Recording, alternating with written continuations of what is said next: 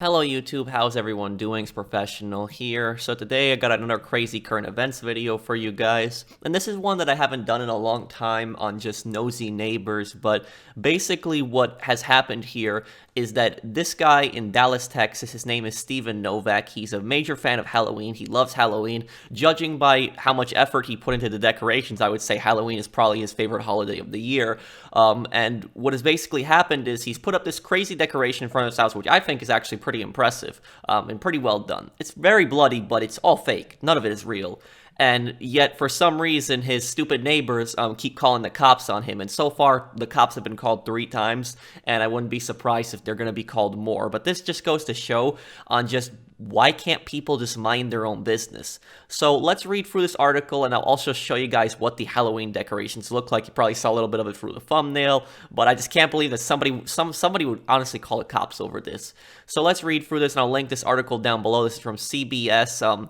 Artist Steven Novak says he loves gore, but Halloween not so much. Tell that to his East Dallas neighbors who called the cops about his bloody decorations. Novak's East Dallas home is quickly becoming the talk of the Halloween season, not just here in DFW, but also all around the country and around the world on media outlets such as TMZ and the Daily Mail. You've got a bloodbath brewing. It's about to get worse. Oh, we got a few people that didn't make it, Novak jokingly told CBS 11 about his Halloween decorations. The house is full of zombies. From the roadway, you can see at least 4 mannequins made up to look like the bloody dead people strewn about the front of his house. One is hanging over the edge of the roof. Novak said that in spite of the calls to police, neighbors and kids to love the display. I mean, anybody that doesn't look at this and crack up, there's something wrong with them, said Novak. And I would say that there's something wrong with people that call the police on something like this. So right here, let's play a clip right now. This is a very quick clip from CBS just to see what these decorations look like and what these neighbors are freaking out over. Welcome back. One Dallas man's Halloween display is so realistic, and this thing looks so gruesome. It is getting the attention of certainly a lot of people, but police as well. And as bad as Steven Novak's decorations look, all of this is 100% fake. There's nothing real here.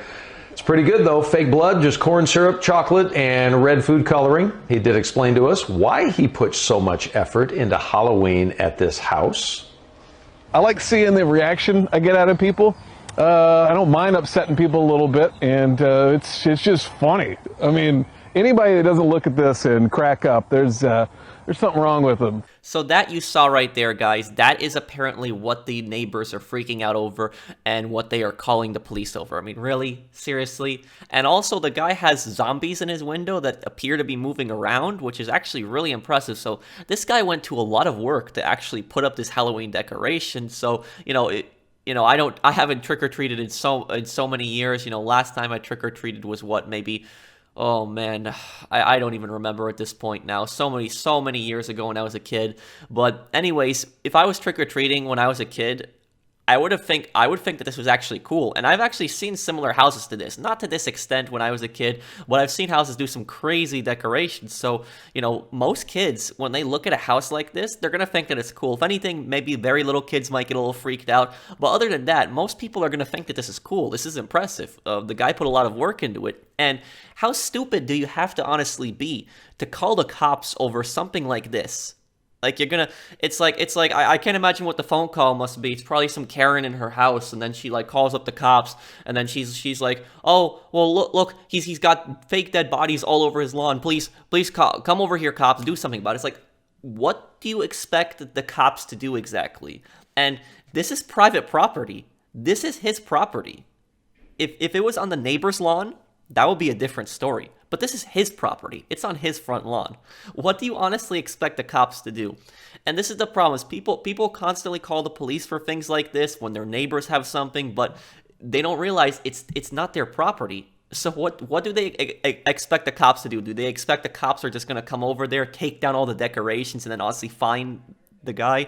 The cops have more important issues to deal with than nonsense like this. And also, the guys actually stated that the cops actually thought that the decorations were cool. So the cops themselves also think the decorations were cool. They're not annoyed by it. If anything, the cops might be annoyed that they were actually called out and their time was wasted by some stupid neighbor over this. So right here, we also have a picture of the cops at the guy's front door, and a little bit of a statements about what was given. So Novak said that he likes seeing the reaction that he gets from people when they see the display. There was a lady across the street that didn't like it so much, said Novak. I suspect that she called the police. Novak said he doesn't mind upsetting people a little bit either. Would with this all be yours? Asked police when they arrived. What? Oh, you mean the bodies and all the blood? Novak replied, oh yeah, that would be mine. Novak said that next year was going to be nuts. So, if anything, these neighbors don't realize how stupid and ignorant they are themselves, because if anything, basically what they did was, they pushed this guy to make an even crazier decoration. So when Halloween comes around next year,